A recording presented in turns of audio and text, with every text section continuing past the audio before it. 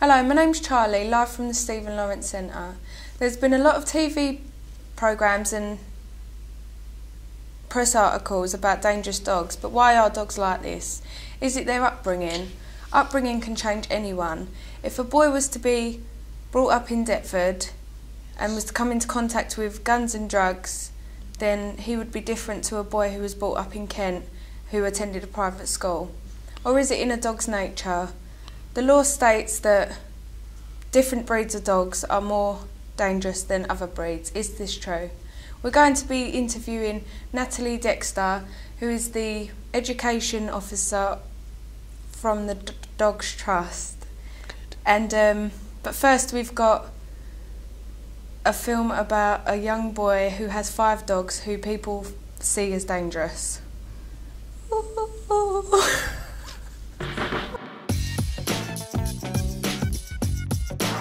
Name's Aaron. I have 5 dogs. This is Tyler, one of many. He's an American Bulldog.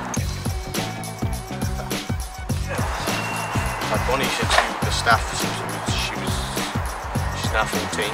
She had her from the pup. She was 8 weeks old.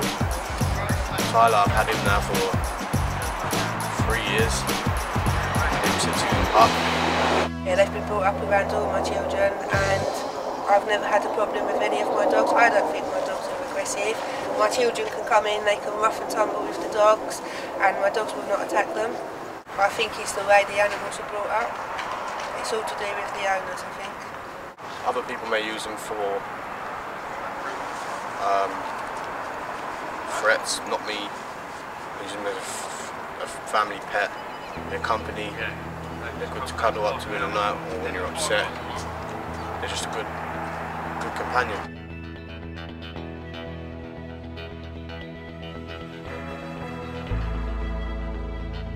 Come here. Come here, Rox. Come here.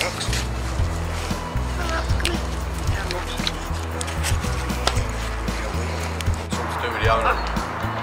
Dogs will only become dangerous in the way you bring them and their upbringing, and it's nothing to do with them. It's unfair.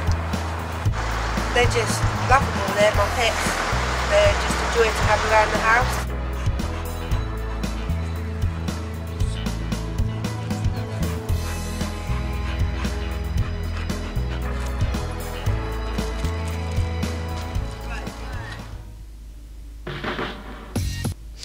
Okay, now we will talk with Natalie Dexter, the Education Manager of the Dogs Trust. Hello, Natalie. Hi there. Right. So what is the Dogs Trust all about? The Dogs Trust is the UK's largest dog welfare charity, and we care for over 16,000 dogs a year that are found stray and abandoned here in the UK. What we do is we take care of these dogs, give them lots of love, care and attention, and then we finally rehome them to brand new families. And how many of these associations are there over the distance of the UK? We have 18 rehoming centres internationally as well as in the UK. Okay. And collectively together we look after a very high number of stray and abandoned dogs. How long have you worked with the Dogs Trust then? Nearly 4 years now as an education officer. I'm based in London, previously working partly over West London, now predominantly East London. And we have around 11 education officers altogether. Oh, right. So do you yourself as a dog lover agree that dogs are violent from birth, or is it a way they are brought up, a way they're much like children, that is it the way they are influenced by their owners, or is it already bred into them? It's completely the way that the owners bring the dogs up. You never get a bad dog, just a bad dog owner. And it's the owner's influence, their training, their socialisation of the dog, which affects the dog and the way that they are with other people and other dogs too. So it's definitely not the breed that is the problem, it's the irresponsible dog ownership which leads to people's opinions on there being an aggressive dog. Well, in the media, people would have you believe that dogs are completely violent of their own accord. Do you believe that the dogs that come to you, do you see more violent dogs come to you, or more dogs that have been mistreated, that have been not brought up the way they should be? Is it violent dogs that are being given to you because that their owners can't control them, or is it their owners have no interest in looking after them anymore? It's a real mix. What has been a massive influence is status dogs, and so we're getting a lot of Staffordshire Bull Terrier crosses in our rehoming centres across the country. The problem here is that people do assume that they have an aggression problem. It's not the case. These dogs are fantastic pet dogs. What we do see are aggressive dogs, but what dogs just don't do is rehome those dogs from as a handover dog.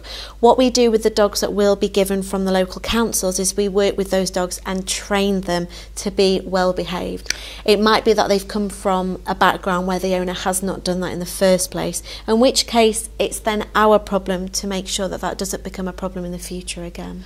So the vicious dogs that you and your charity do come into contact with, do you find a lot of them are owned by owners of a young age, of youthful owners? Because that has come across in the media as a big problem. Young men and women who have dogs as accessories and usually Staffordshire Bull Terriers, young owners who have their own dogs. Do you think that's a big influence, that they're not old enough to look after themselves, let alone look after another? Is a person, basically. Definitely. Another person. Well, for starters, the dogs that we care for, not forgetting the majority of them are stray and abandoned, so we don't necessarily see the background from what they're coming from originally. Obviously, dogs just are well aware of the problem with status dogs, especially they're linked to young people, especially youths in the community with behavioural problems, causing disturbances. There is this trend to have a dog that's almost an extension of their personality. The issue here is that we'll obviously try and educate people to be responsible dog ownerships, but there's obviously a lot there that goes beyond what we can help with. There's only so much that Dogs Trust can offer to solve this problem, and what we are doing is trying our best to help those in need. So do you feel the fact that dogs take on characteristics and their own kind of personalities and their own, it's like they're a type of person that you can actually interact with, do you think that reflects on their antisocial behaviour? I think so. You've got the antisocial young people that are behaving that way, and obviously their dogs then become influenced in that way too.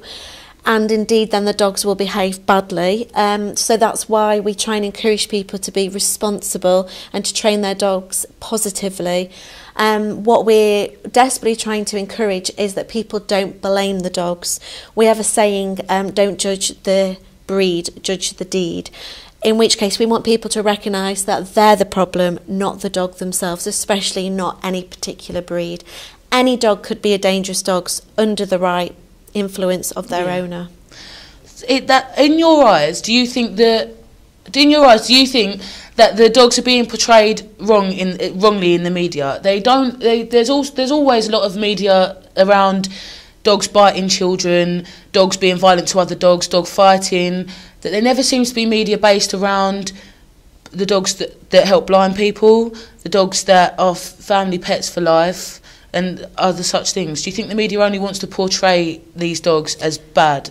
I think there's definitely a high number of press coverage with incidents between dogs and young people. I think what the media is trying to portray is that people need to do something about this, not just society, but the government, the police, etc.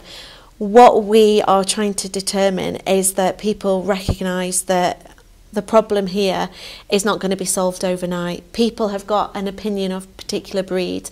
What we're trying to encourage families, dog owners, young people out in the street is to be responsible dog owners and to respect dogs and to understand that it's completely our influence upon the dogs to the way that they're brought up. Very similar, I guess, to children as well with their parents. Okay, well, thank you, Natalie. You're welcome.